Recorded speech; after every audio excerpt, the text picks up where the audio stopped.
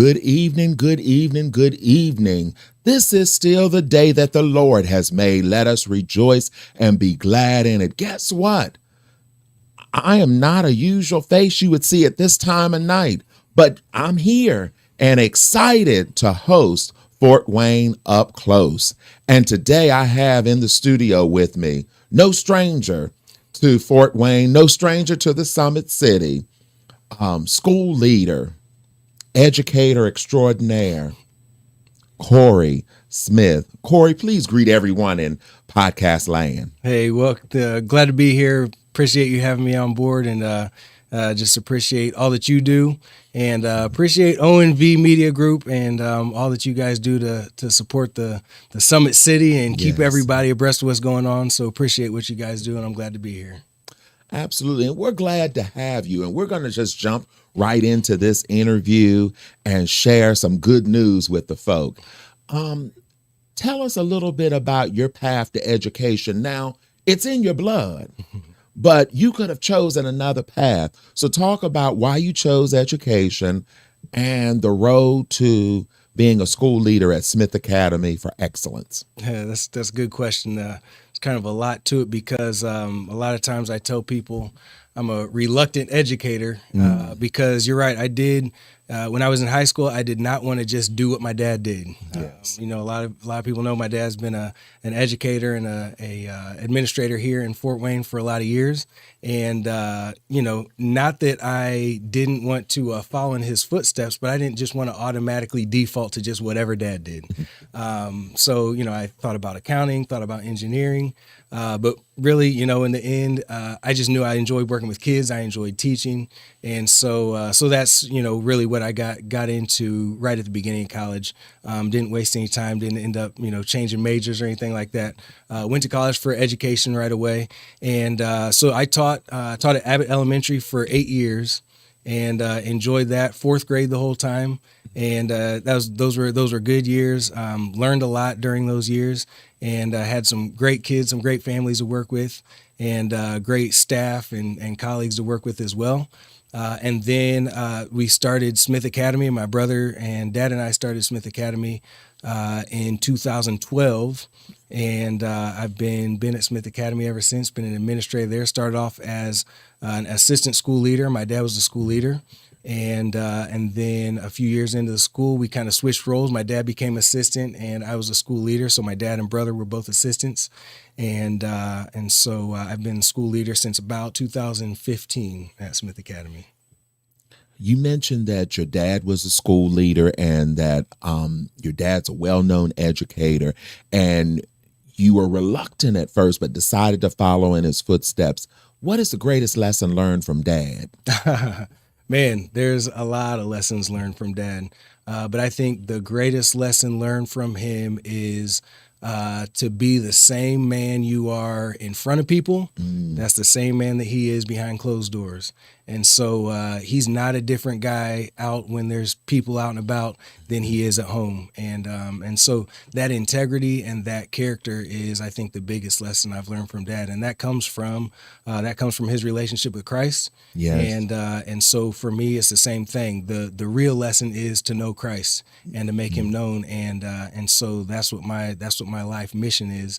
And it's because of my relationship with Christ. But I had a phenomenal example of Christ in my home every day with my dad, and then also with my mom and my brother and sister, phenomenal people themselves. And so my brother Cameron Smith and my sister Angel Dixon, just phenomenal people. And so I was blessed beyond measure with my family, and so all around, my dad was is the head. He's the leader, and has taught us a great deal, and just so glad to have a family unit that took his lead, but each individually have been their own person and have taken his lessons, the things we've learned from him and from my mom, and put them into practice. So couldn't be more proud of my family. Absolutely. Now, you mentioned your brother Cameron, and your brother Cameron's actually younger, but it was his vision to launch Smith Academy. Talk to our listening audience about that vision. Yeah, he was he was working at a school mid 2000s, 2010s, and around 2010, excuse me, and yeah, just started to dream up the idea of a school that could really focus on character education, that could focus on service learning, that could focus on college prep. And he was working with some kids who needed more than just the ABCs and 1, 2, 3s. Yes. And so through that, he really started having a vision for a school that could really offer a lot of services that is just hard for a lot of our kids to get their hands on. And that character education, that service learning, and then the college prep is really important because unfortunately there's a lot of times when our kids don't see college as an option or see Right. any type of education or training after high school as an option for them. And so we want our young people to know that if they want to be trained and get further education, whether it's formally or some sort of certification, there's just so many options out there after high school that we want our kids to know those options and have the opportunity to take advantage of those options. And so, yeah, just his vision for the school, he had it all, planned out and pitched the vision to my dad and I in actually 2011. And within that year, we were able to get the school started. You started out at St. John Lutheran, downtown on Washington, but recently you've made a move and you're in a new building. So talk to our listening audience about the new location, and you're also getting ready to expand. It's an exciting time for Smith Academy for Excellence, also known as SAFE. That's right.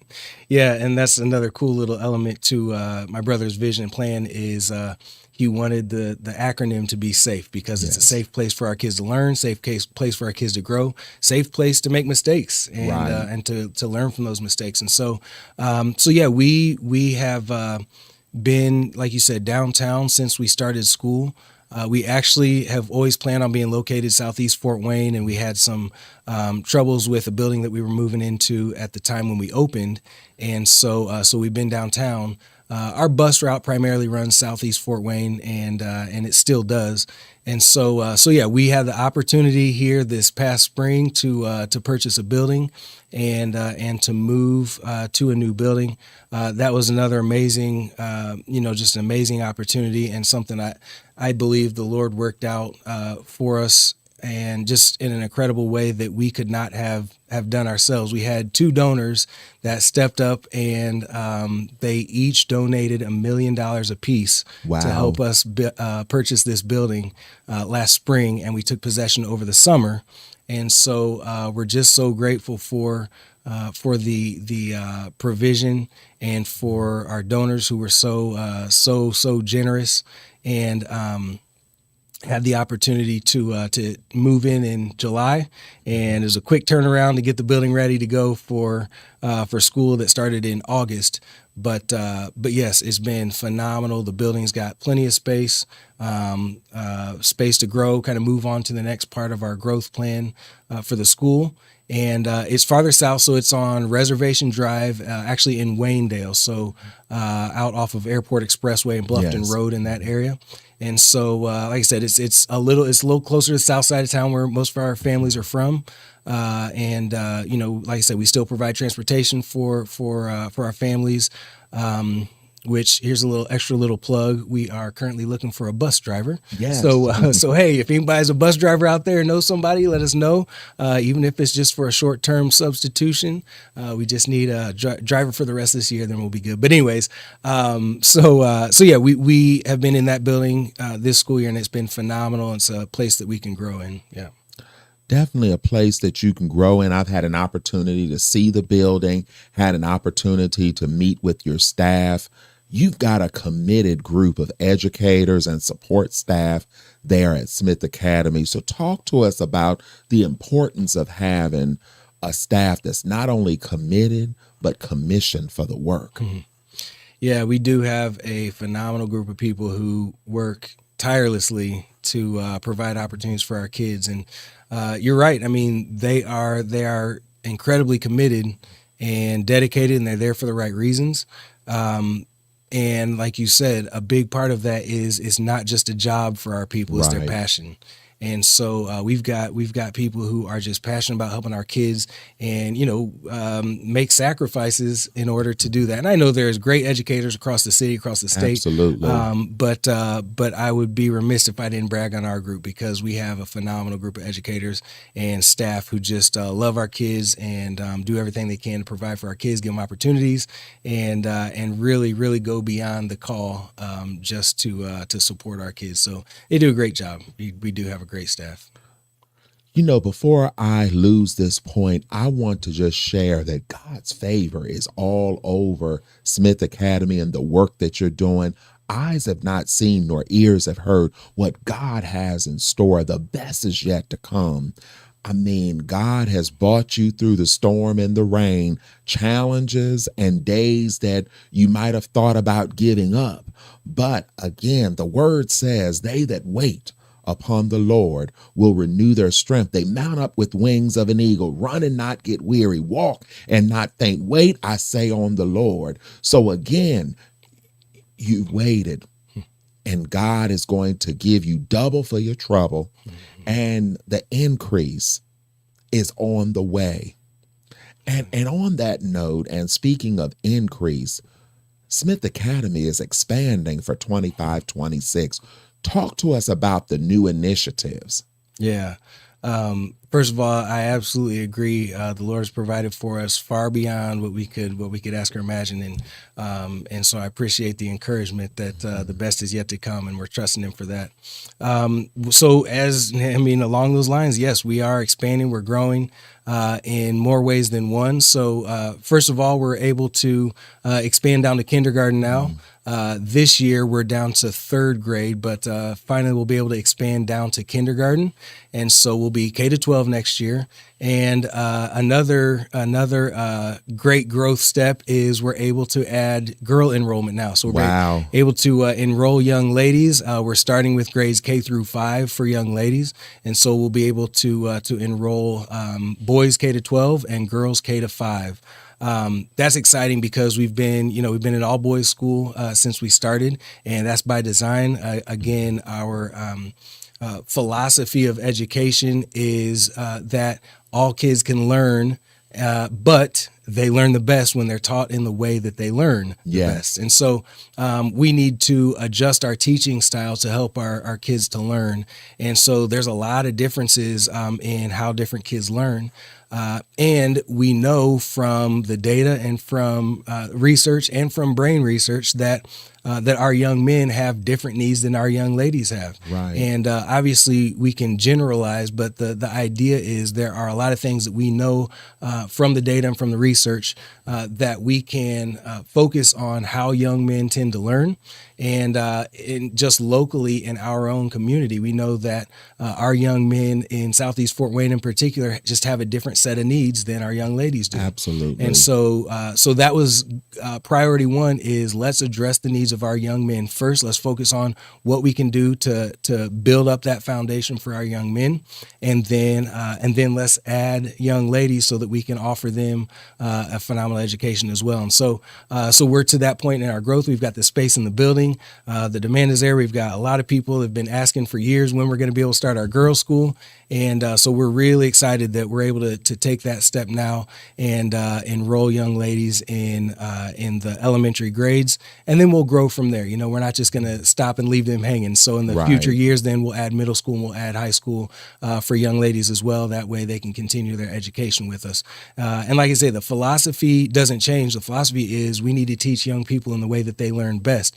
And we'll be able to do flexible grouping and do some things to help, we still have options for some single gender grouping. Sure. And get our kids in different types of groups where they're going to thrive, whether it's by learning style, whether it's by ability level or grade level, or, there's just a lot of different ways we can do some flexible grouping, again, to get our kids in groups where we can really teach in ways that particular group learns best, and then switch the groups up and teach a different group a different way. And so, that's what we do with our young men now, and that's what we'll continue to do when we add young ladies.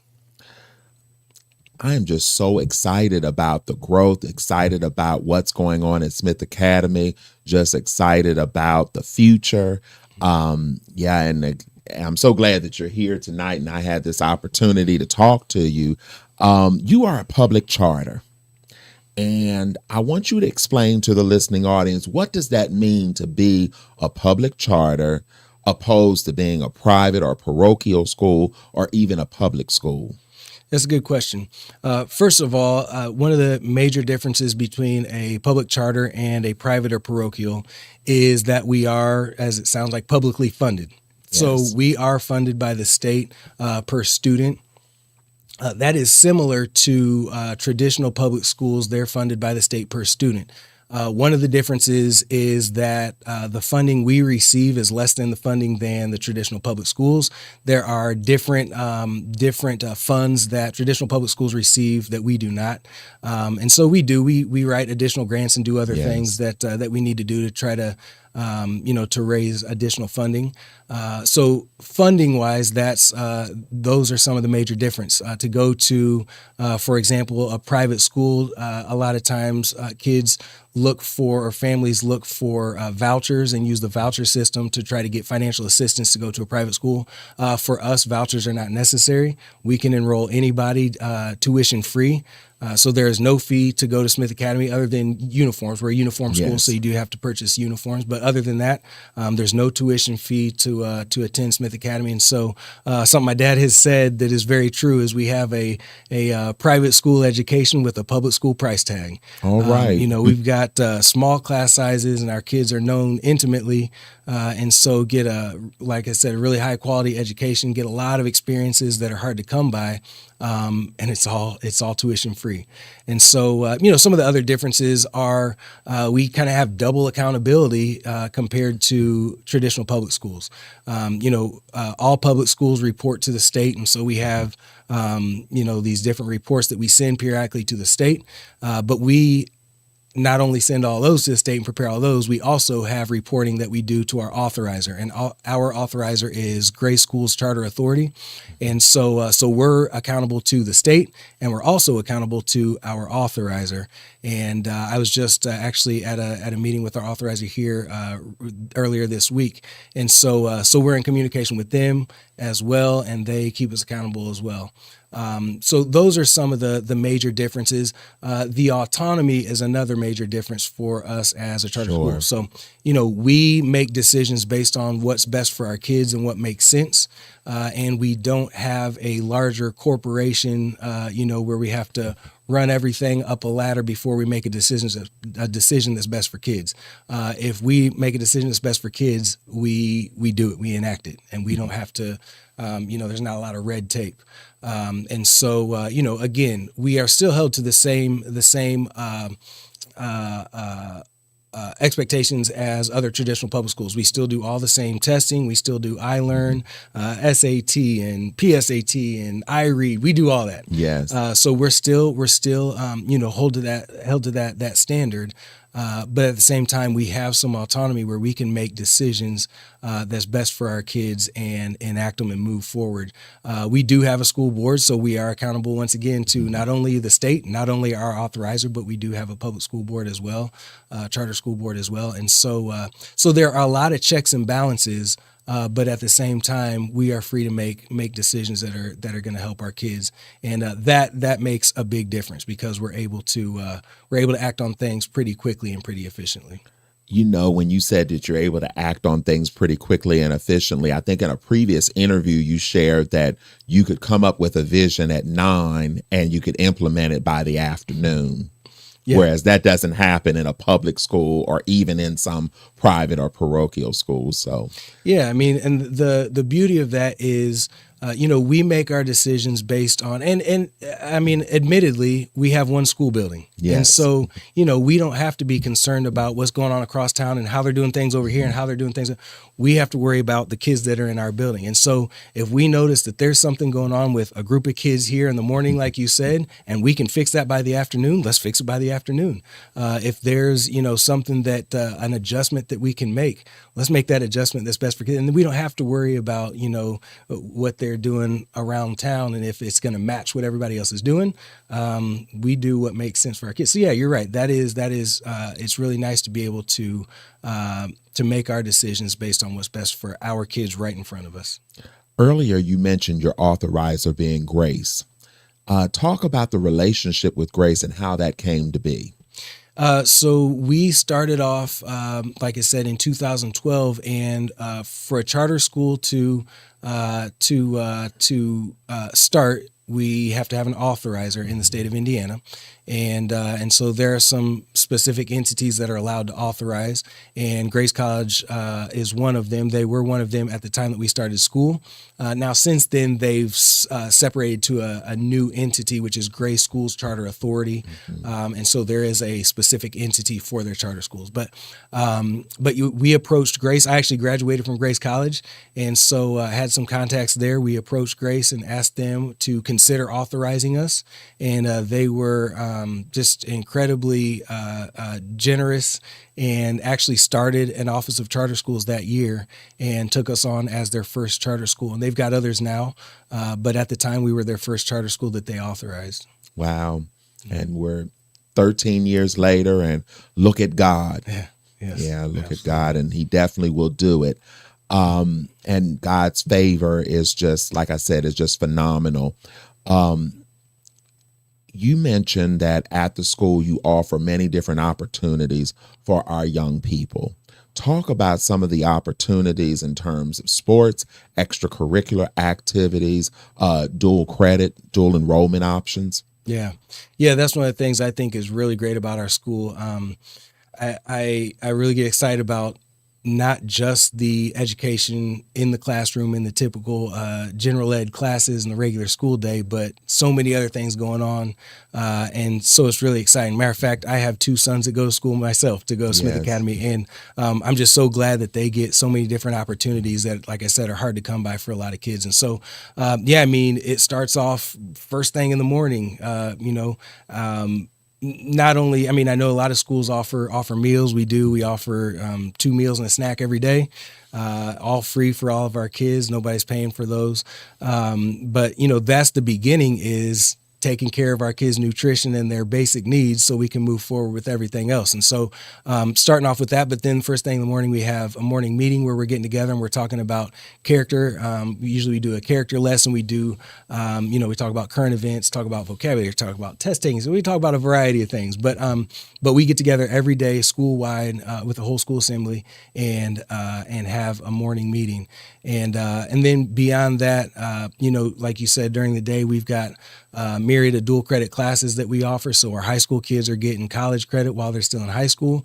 We offer dual enrollment, which is, for those who are not familiar with dual enrollment, that's where a high school student is concurrently enrolled in college so that they're taking college level classes from a college professor. And the cool thing about that is generally when a student is dual enrolled, they also get a lot of other benefits that the college offers. And so, that's anything from access to their fitness center to extracurricular activities, and to the library, to some of their digital resources. And so it's just really cool when our kids get to be, our high school kids get to be enrolled in a college and get a lot of those benefits as well. We have what we call a college, instead of just a college prep program, we call it a college experience program, because our high school kids are experiencing college in more ways than one.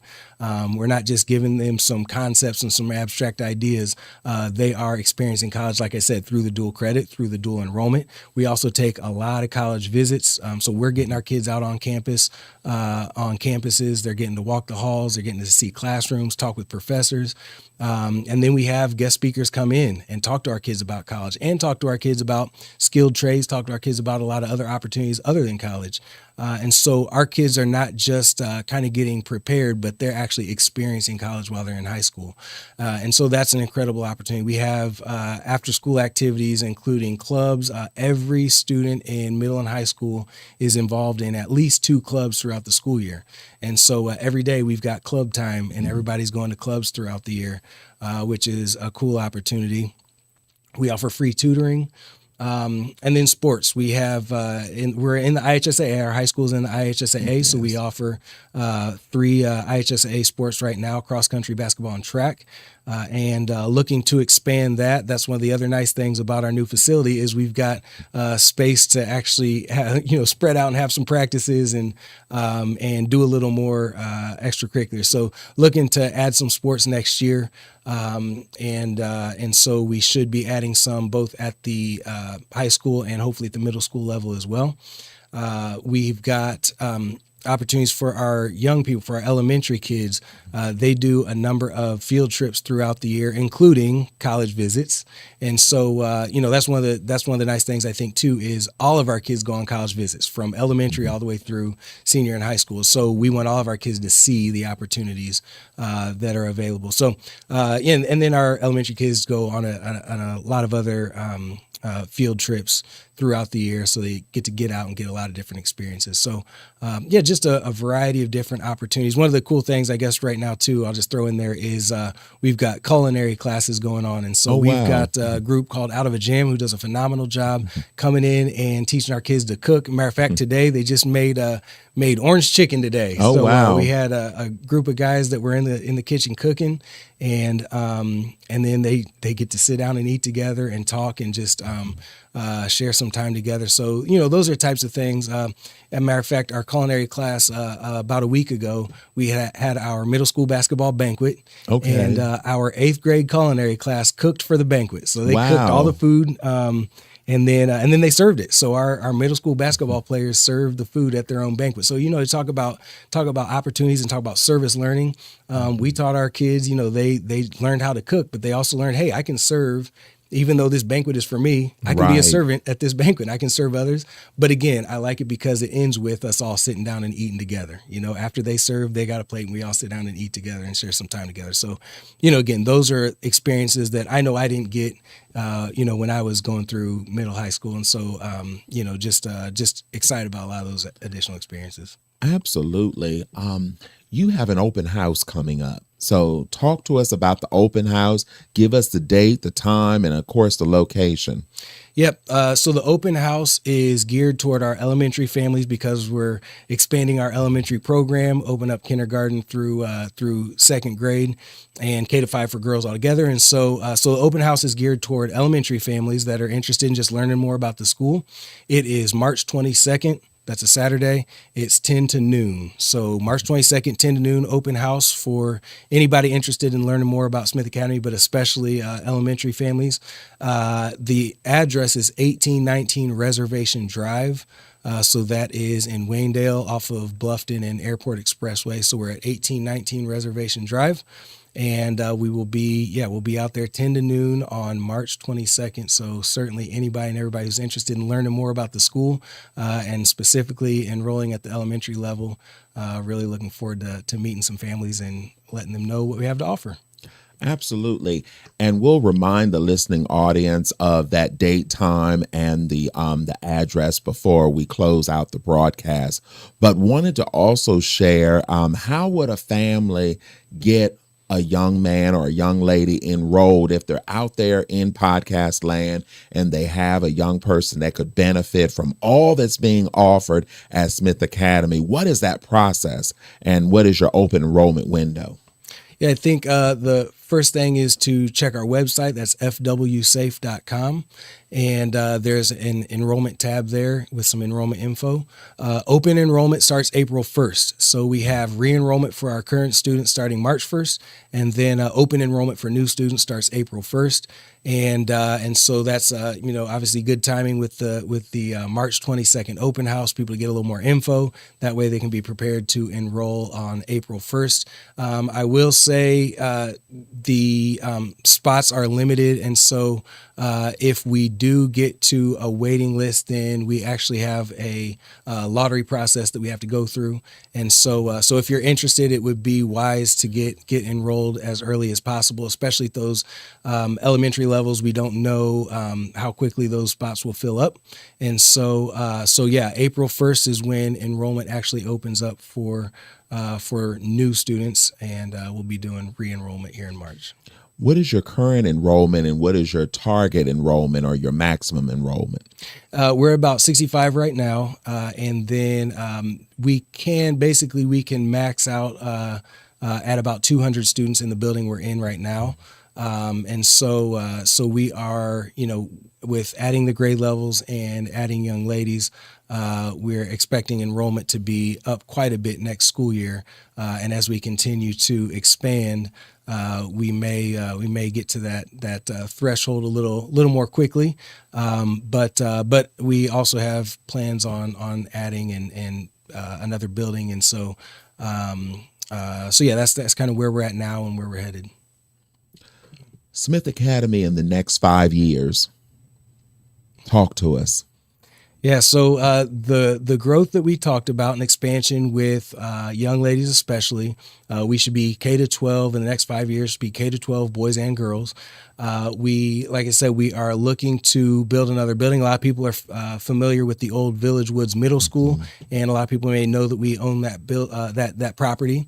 And we have basically COVID slowed us down there. Yes. On our, we started fundraising a little bit behind schedule.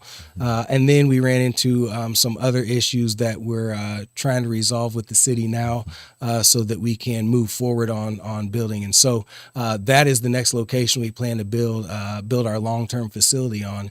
And so hopefully in the next 5 years, we'll be up and running at the new building.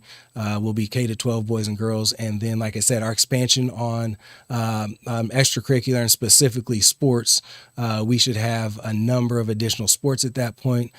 Right now, the sports we're looking at expanding to next include football, wrestling, golf, and tennis, and then volleyball. And so those are the next, 5 sports that we plan on expanding to over the next year or two here, as the demand rises for those.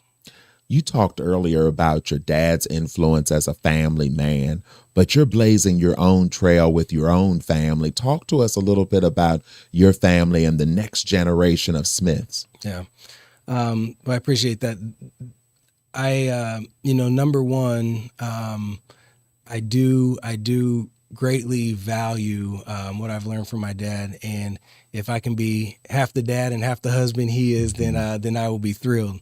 But it is, like I said, I've got 2 kids that go to Smith Academy, and my third son will be coming next year as a kindergartner. So he'll be old enough finally, and so yeah, all 3 of my boys will be at Smith Academy, and it is, to me, it's a blessing to be able to see them every day in school and spend time with them, because realistically, that is, as a dad, that's one of the things that I do not want to do, is sacrifice my own family in the midst of doing things for others.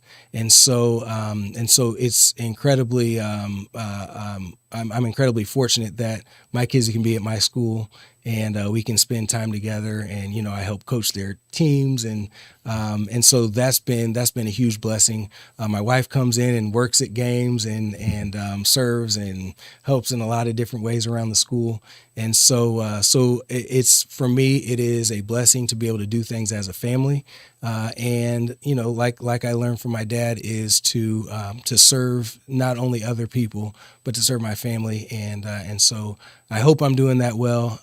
But that's been a blessing for me for sure, is being able to serve with my family alongside them. As we bring this segment to a close, I want you to talk to our listening audience about the importance of parental involvement. You could not do the work that you do without the parents. So talk to us about the importance of parental involvement.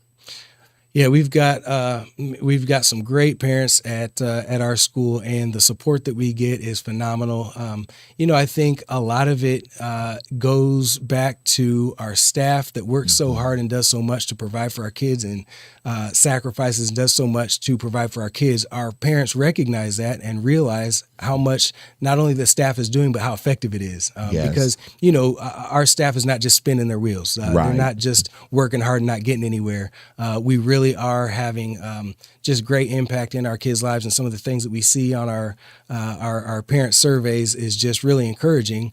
And so I think it's kind of a two-way street where our families recognize what our staff is doing, the difference they're making in their kids' lives, and so our families turn around and support us and want to do everything they can to help us, to help their young man be successful and be effective. And so for us as a school, one of the greatest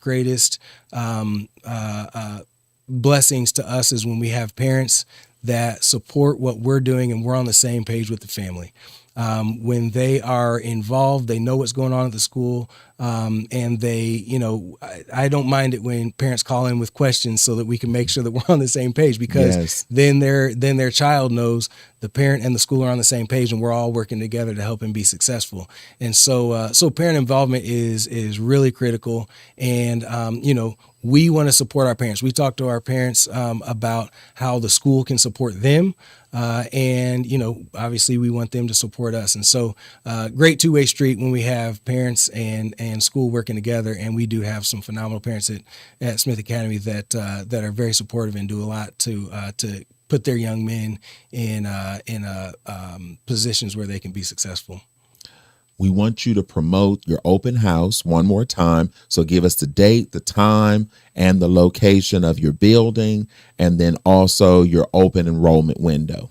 Yep. So the open house will be on March 22nd. That is from 10 o'clock to noon, primarily geared toward elementary students and student families, but everybody is welcome to come. That's at 1819 Reservation Drive. Our website is fwsafe.com, and open enrollment will be starting April 1st, and going through the month of April, we'll have open enrollment. Corey, thank you for taking time to join us today with Fort Wayne Up Close. We will definitely have you back as the blessings continue to pour out and you continue to impact the Summit City and continue to make a difference in the world of education. We're grateful for you. We're glad that you stepped out on faith with the vision so many years ago. And as I stated earlier, the best is yet to come. Thank you very much. Appreciate you having me. Absolutely. Well, that's a wrap, everyone. Fort Wayne Up Close. I'm your host, Reverend Christopher Riley. And as you've heard me say before, and you'll hear me say again, an investment in your future today is a profitable gain tomorrow. Good night.